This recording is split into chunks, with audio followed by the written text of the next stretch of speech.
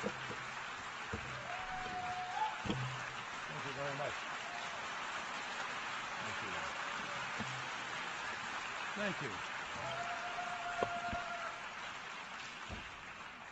Thank you very, very much. I accept the nomination.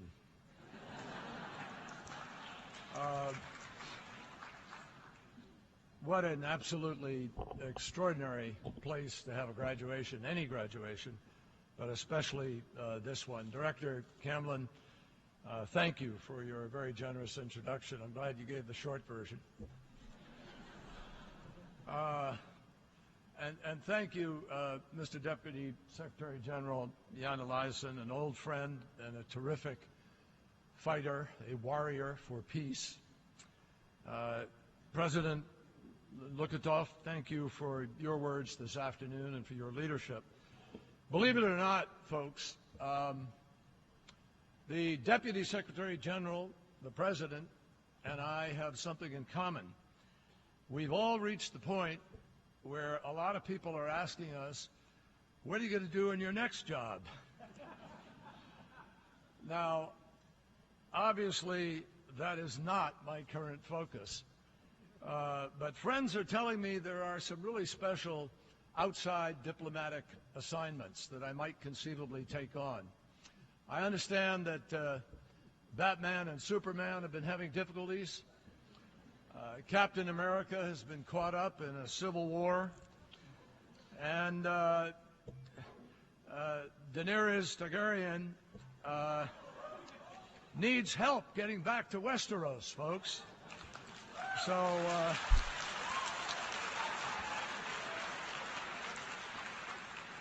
So I've got nothing to worry about. There's plenty out there for me to do. Director Camblin, Principal DeLettre, distinguished guests, parents, members of the faculty and the members of the Board of Trustees, and the awesome class of 2016. Thank you for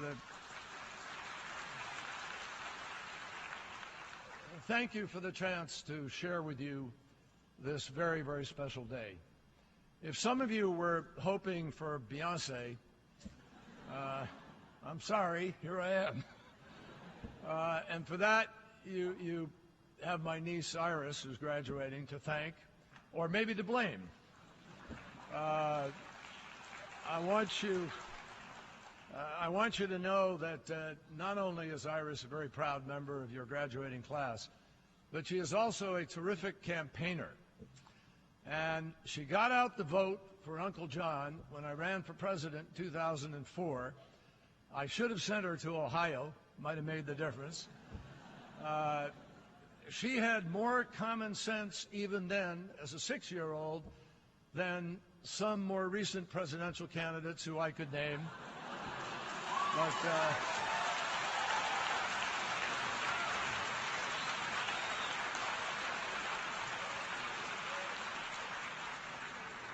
But I won't name them. I want you to know, though, that running for president wasn't pressure. Trying to decide on the theme for this commencement, now that's pressure. I had a long lecture in mind, but then there's an old saying that the mind can only absorb what the seat can endure. So you'll be happy to know that I'm going to keep this short. And after all, if you all graduate on time, we can all go to Central Park and reenact Senior Cut Day. Now, to all of you moms and dads, let me just say that if your emotions are at all like mine when my daughters graduated, you'll feel a little bit sad, a little bit, maybe even a lot relieved, incredibly proud, and absolutely blown away by how short the interval is between diapers and diplomacy. Now, for all of you who are graduating, I'm absolutely confident that deep down, you all know your parents have always been proud of you and always will be. So do them a favor and delete some of those photos on your Facebook page. I mean, there really are some Tut House memories that are not meant to be shared with everybody. Now, I did not come here just to warn you about the double-edged sword of social media. And the reason is pretty simple, and both prior speakers have referred to it. This is not an ordinary school, and you are certainly not an ordinary graduating class. You are very lucky to be international students who have come of age in a global era. And make no mistake, this is an enormous advantage. You already know how to be explorers. You've already tested some of your limits, venturing across boundaries of language and culture, adapting to new situations and surroundings. I know that when I graduated from high school, nobody imagined the internet, let alone social media. And for you, it's second nature, beginning almost before you could walk. But I do have at least one thing in common with you. Like many of your parents, my dad was a diplomat for a while, and I got to travel a lot as a kid. When I was just 11, my father was assigned to Berlin, Germany, not too long after the war, World War II. And I want you to know that my experience living overseas taught me an enormous amount. But one principal lesson that I will share, if you are trying to understand someone else's country and you want to really know what's going on, make sure you look at that country not through your own lens, but through the lens of the people who live there. It makes all the difference. For example, whether you grow up in a country that is stable and peaceful or where conflict compels everyone to live in fear. The priorities of parents today are affected by whether they live in a place where children go to bed hungry each night or where diet books are bestsellers. Even if you share the same hopes and aspirations, the lessons of history are not the same to a young person attending class in Ramallah compared to one going to school in Tel Aviv. And your view of world affairs is absolutely going to be affected by whether the lens through which you're looking is in China or India or Saudi Arabia or Iran, the United States, or anywhere else. Here at UNIS, you understand this reality as well as anybody anywhere. And you're already looking through the right lens. That's the privilege of having gone to this school, the privilege of being part of this great family. You represent 41 countries, as has been stated.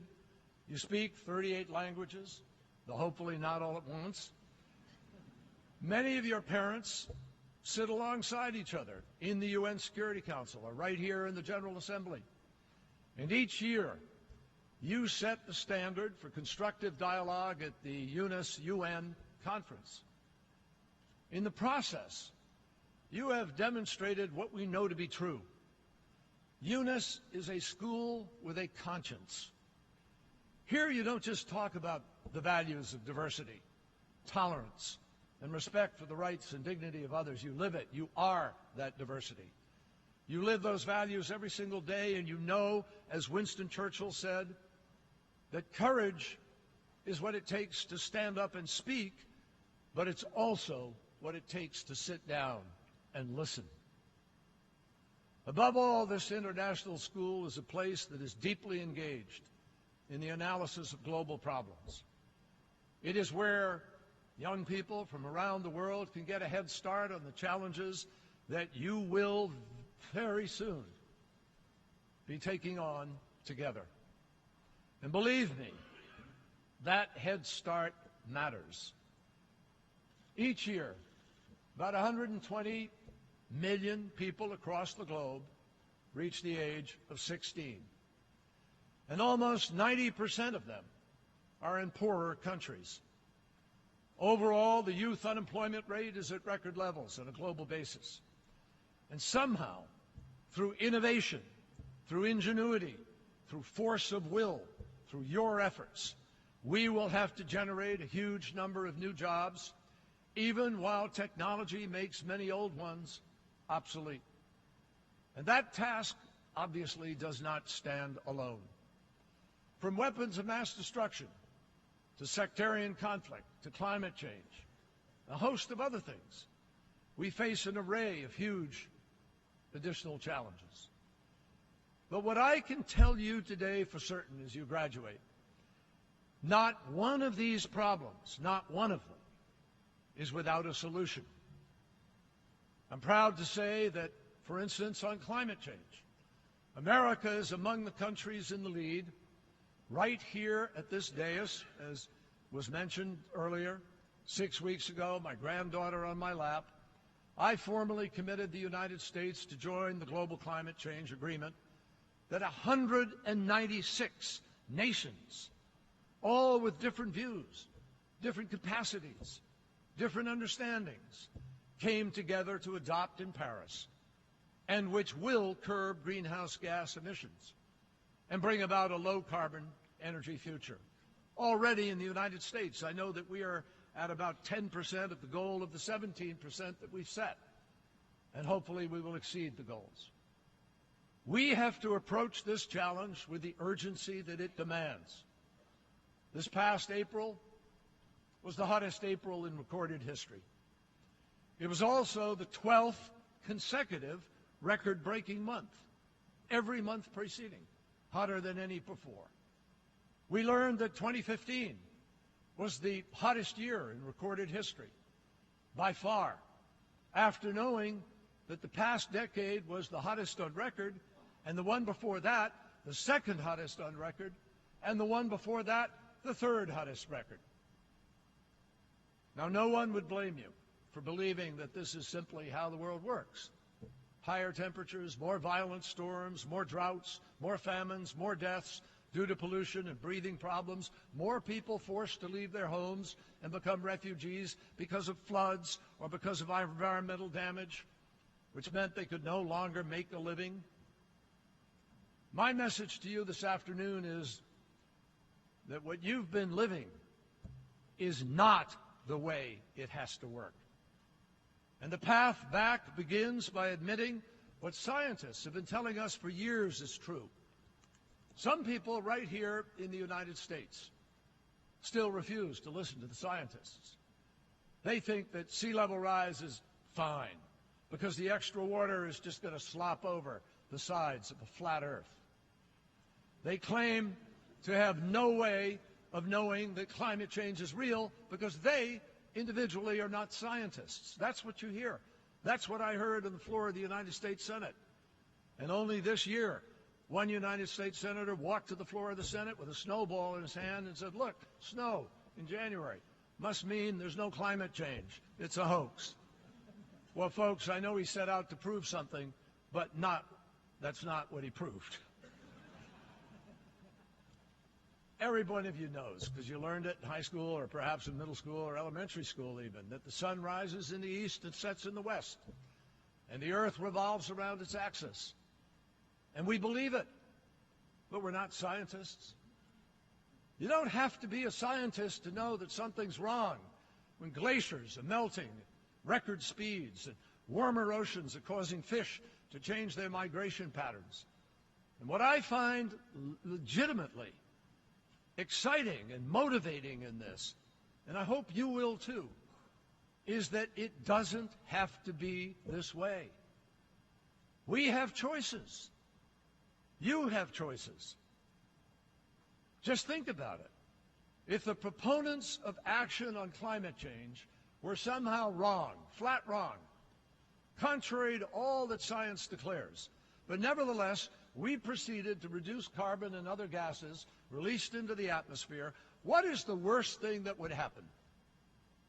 Well, under that scenario, the worst would be millions more jobs in the transition to clean energy, the opening of a whole new energy market, the largest market in the history of humankind, with a more sustainable policy, healthier populations, reduce health care costs as we're not sending kids to the hospital in the summer charging billions of dollars for environmentally induced asthma, cleaner air, reduced expenditure on environmentally induced diseases, an improved outlook for the oceans with less acidification and die-off of coral reefs, and ecosystems affected by pollution, which falls to the earth and into the ocean. And surely we would have greater security because of less dependence on someone else's source of energy. And we would have stronger economies as a result. My friends, that is the worst that will happen. But what if the naysayers are wrong? What if the people who deny all the science are wrong? What if, because of their ignorance, we fail to take the action that we should? What is the worst then? The worst then is sheer, utter disaster for the planet and all who inhabit it. So I ask you a very simple question. Whose worst would most thinking people rather endure? Like any generation, you're going to have your fair share of challenges to ask those very kinds of questions, provide the answers, and make the difference. Unless I miss my guess, the class of 2016 will welcome the chance to be tested. Because you wouldn't be graduating from a school like this if you lacked global vision or the ability to lead and succeed. And I have no doubt that you are going to tackle these challenges. For one thing, you have great role models. And I'm actually thinking beyond your parents who are sitting behind you. Look to your right, look to your left, look behind you, some of you in front. Your fellow students from your own class have already achieved great things. And I'm not talking about the time that you moved all the classroom furniture onto the roof. Consider your accomplished athletic teams, girls volleyball, boys soccer, many others, always pulling together and leaving it all on the court or the field. Consider your classmate who built an award-winning drone that won third place in an NYU-sponsored science competition. Consider another student whose research in the Dominican Republic put a needed spotlight on the deportation of ethnic Haitians from that country. Consider another classmate who last summer worked at the Genocide Museum in Rwanda. And consider those of your fellow students who went to Nepal to fight hunger and ended up raising more than $7,000 to aid the victims of last year's devastating earthquake. You don't need me or anyone else to tell you to care. You already do. You don't need anyone to urge you to step up and speak out, because you already are. And you don't need anyone to remind you it will soon be your turn, as Jan said. Not just to study or to observe history. It's going to be your responsibility sooner than you may think to write the history of your age. Class of 2016, I know you're under no illusions about the gigantic challenges before us. But you need to remember that compared to any earlier generation, you have tremendous advantages. When I graduated from high school, the conventional wisdom was that rising populations were soon going to overwhelm limited food supplies, causing widespread starvation. And indeed, between then and now, our planet has become far more crowded, the population more than doubling. But guess what? Because of new techniques, new technology, creativity, entrepreneurial activity, food production has tripled, and hunger has been cut in half in ways that we never predicted. Just a quarter of a century ago, we faced an epidemic in HIV/AIDS, and it threatened to continue its spread in Africa and across the globe, killing almost all who were infected, and seemingly beyond our control. But in the time since, the world community generated the money, the tools, the treatments required to bring us to the threshold, which is where we are now, of the first HIV/AIDS-free generation in 3 decades. Just 2 years ago, the Ebola virus was devastating parts of West Africa, and there were predictions that by Christmas of 2 years ago, 1 million people were going to die. Instead, a global coalition came together to stop it right here at the United Nations, and in countless efforts of diplomacy, and saved countless lives. From ancient times, we've been told that poverty is an inevitable part of the human condition. And yet this spring, for the first time in history, The rate of extreme poverty has fallen below 10%. This means that in the course of your lifetimes, more than 1 billion people have been able to lift themselves from the bottom rungs of the economic ladder and begin to climb upward. In the same period, the average income of the average person has doubled. Infant death rates have plummeted. Millions more girls have been enrolled in schools. And life expectancies have risen steadily in nearly every part of the globe. Meanwhile, more people live in democracies than ever before, and the number of nuclear weapons has been slashed by 2/3 from their Cold War heights.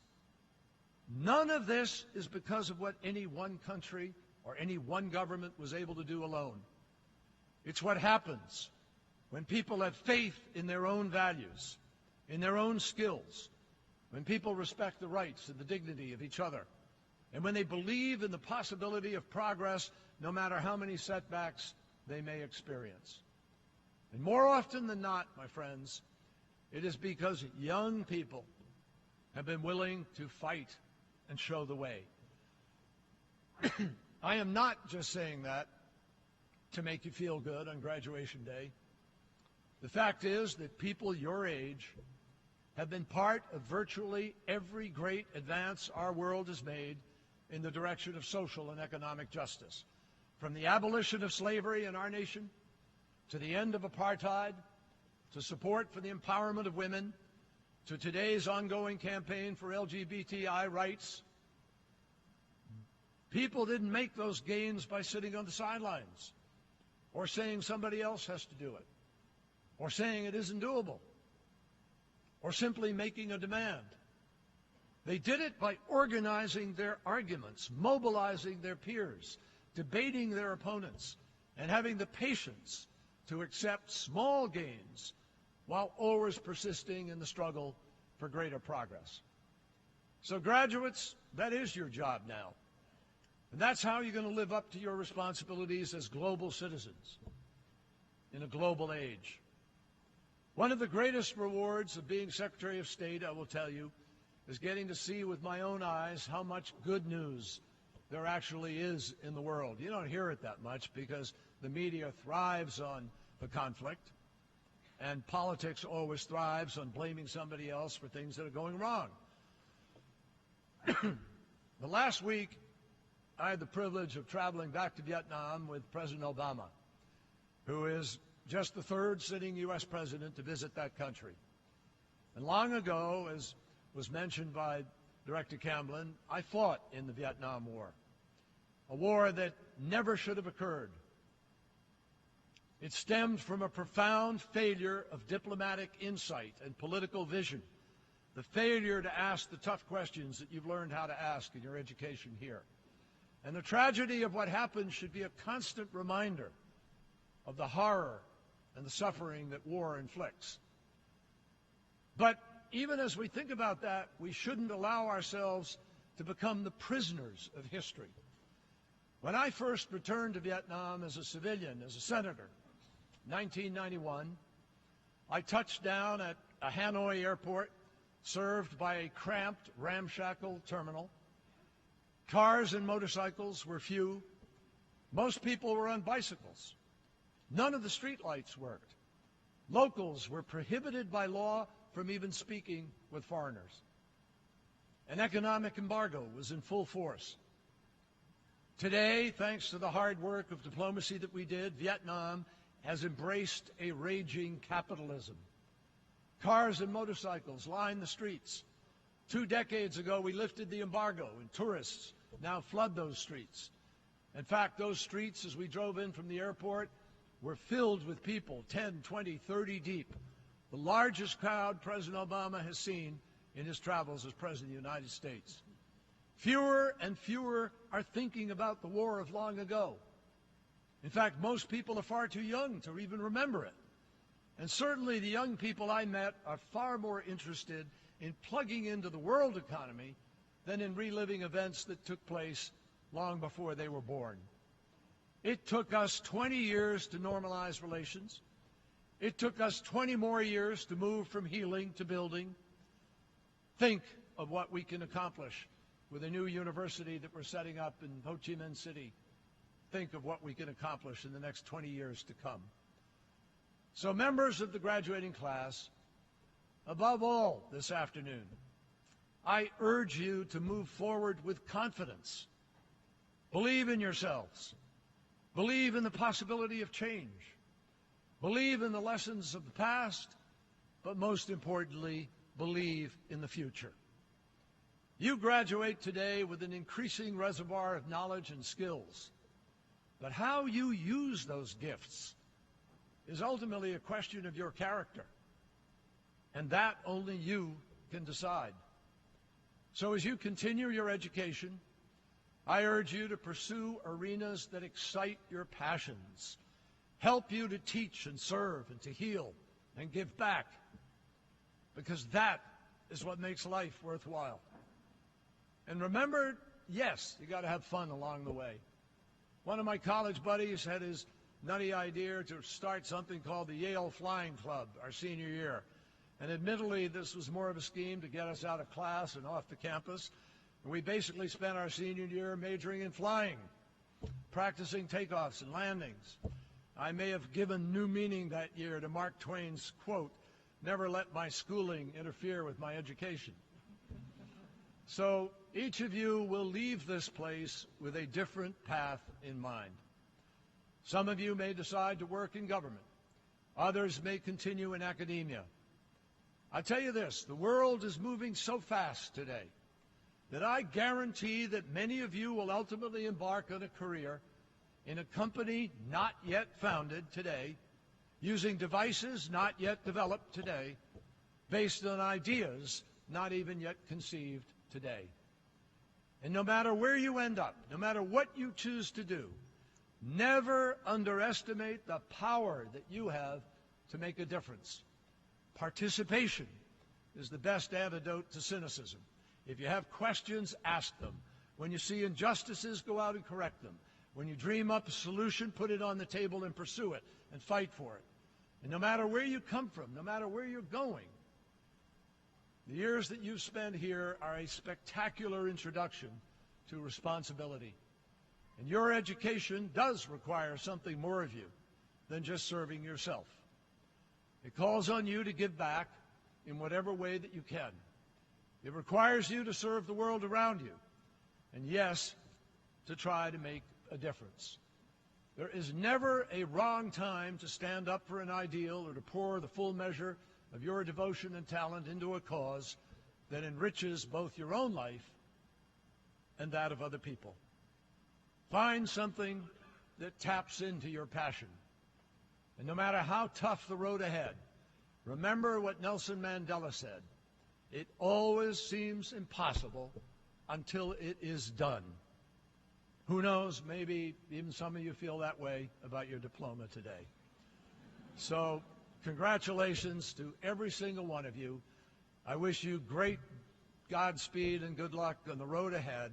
And thank you for letting me share this very special moment with you. Thank you.